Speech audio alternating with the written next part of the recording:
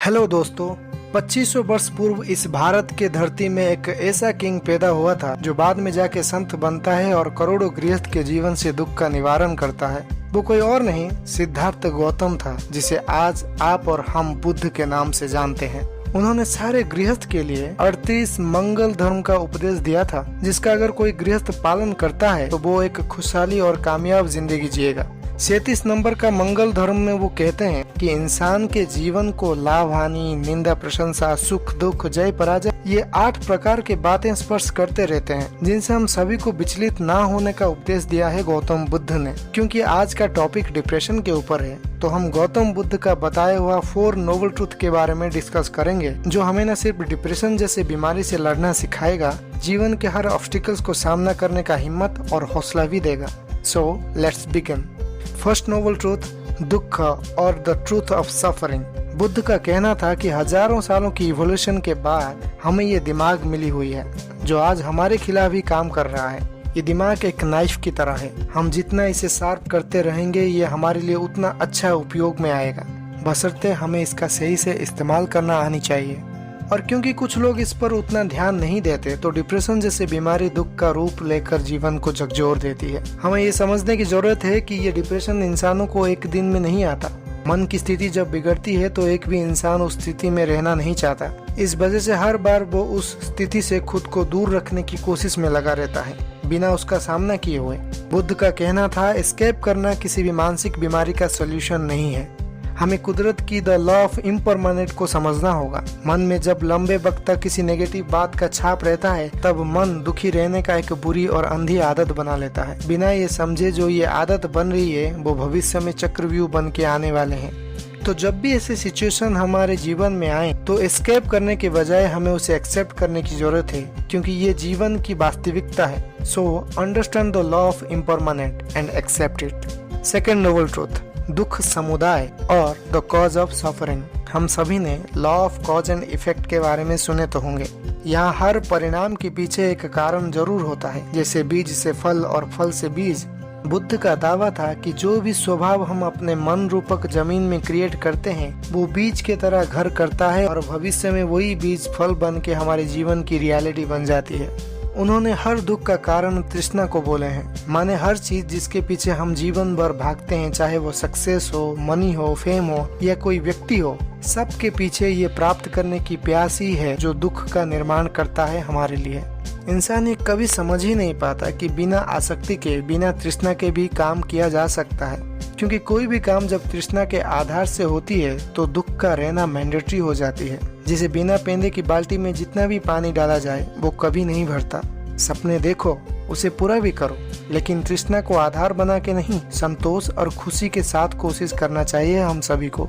और ये सिर्फ तभी होता है जब इंसान सिर्फ रिजल्ट ओरिएंटेड ना होकर अपने काम से प्यार करे और काम करता जाए, तो वो काम फलित जरूर होता है। थर्ड नोबल ट्रूथ, दुख निरोधो और प्रिवेंशन ऑफ सफरिंग। जैसे हर रोग का एक कारण रहता है, वैसे ही उस कारण का एक निवारण भी रहता है। हम सभी बचपन से लेके अभी तक बाहरी वस्तु, व्यक्ति और हालात को अपने दुख का कारण समझते आए हैं, जो कि संपूर्ण सत्य नहीं है। हैप्पीनेस, मिजरी, हेट्रेड, ये सब हम अपने भीतर अनुभव करते हैं, बाहर नहीं। घटना बाहर घटती है, लेकिन प्लेजेंट और अनप्लेजेंट हम अपने अंदर ही अनुभव करते हैं। इससे एक बात तो क्लियर है कि सोर्स ऑफ हैप्पीनेस और सोर्स ऑफ मिजरी हमारे अंदर ही है। क्योंकि दुख का कारण हमारे सिस्टम के भीतर है, तो जाहिर है उसका निवारण भी हमारे भीतर छुपा हुआ है। इसलिए भगवान बुद्ध कहते हैं, दुख से छुटकारा हो सकता है, आप चाहे तो दुख मिटा सकते हैं। फोर्थ नोबल ट्रूथ, मार्ग और the way to prevention of suffering, अर्थात निवारण के लिए मार्ग भी है, बशर्ते हम उस मार्ग पर चलें ताकि एक शांति और सुखी जीवन जी सके। जैसे हम पहले नोबल ट्रूथ में डिस्कस किए थे कि संसार में दुख है, ये भौतिक जगत का सबसे बड़ी सच्चाई है, लेकिन हम सभी को लगता है कि संसार ही पूरा दुख है और हम कभी आनंद में जी ही नहीं सकते, लेकिन ऐसा नहीं है। इस चौथे आर्य सत्य में भगवान बुद्ध ने बताया है कि हर निवारण का एक उपाय होता है। सो दुख की निवारण के भी मार्ग है और हम सभी उस मार्ग में चलकर दुख से मुक्ति पा सकते हैं। हमारे दुखों में किसी एक का भागीदारी नहीं है, ठीक वैसे ही जैसे हमारी खुशियों में किसी का भागीदारी नहीं होता। आसमान के ऊपर कोई ऐसा भगवान नहीं बैठा है जो हमें हमारे दुखों से, हमारे परेशानियों से मुक्ति दिला सके। हर व्यक्ति की ये जिम्मेदारी है कि वो अपने भीतर मुड़े और इस दुख को समता के साथ अनुभव करे, उसका सामना करे, ना कि उससे मुंह फेर कर भागे। दुख को सप्रेस करना सोल्यूशन नहीं है। हमें ज्यादा से ज्यादा अटेंशन अपने मन की स्थिति को देना जरूरी है और एक जागरूकता अपने अंदर लाना चाहिए जो कि इन सारे नेगेटिविटी को ऑब्जर्व करने में मदद करेगा। भगवान बुद्ध उसके लिए एक विद्या पूरे विश्व को देके गए हैं, एक ऐसा टेक्निक जो सारे दुखों से हमें बाहर निकाल सकता है, जिसका नाम है विपश्यना मेडिटेशन। जिस मेडिटेशन के मदद से हम अपने भीतर सच्चाई की अनुभूति कर सकते हैं और यही एक निवारण का मार्ग है।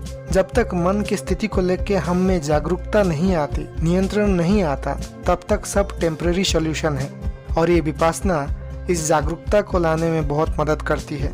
मेरे बातें हो सकता है फिलहाल आपको थियोरिटिकल जरूर लगता हो दोस्तों, जो कि सही भी है, क्योंकि रसगुल्ले का मिठास को कोई सुनकर अनुभव नहीं कर सकता। उसके लिए उस मिठास को टेस्ट करना जरूरी है। इसलिए मैं डिस्क्रिप्शन बॉक्स पे एक लिंक भी दे रहा हूँ, जहाँ आप विपश्यना मेडिटेशन 10 डेज कोर्स के लिए रजिस्टर कर सकते हैं, जो कि बिल्कुल निःशुल्क है। आप सभी को एक बार तो इस कोर्स को अटेंड जरूर करना चाहिए। जिंदगी बहुत खूबसूरत है दोस्तों। पता है, जब आप सुबह नींद से उठकर आईना देखते हो तब दुनिया का सबसे बेहतरीन इंसान आपके सामने होता है। इस बात को हमेशा याद रखना। मत सुनो उन लोगों की बात जो कहते हैं कि तुम एक नाकामयाब इंसान हो, एक वर्थलेस हो। अपने कान बंद कर लो जब कोई कहता है कि तू ये नहीं कर सकता। और याद रखना, ये नेगेटिव बातें सड़क पर चलने वाले लोग तुम्हें नहीं कहेंगे, अपने ही भाई बहन, दोस्त, रिलेटिव्स, माता पिता जाने अनजाने में कह जाते हैं। So be strong, be positive and be kind to each other. Video पसंद आया तो लाइक करो, शेयर करो और सब्सक्राइब तो बनता है boss. And finally, thanks for watching.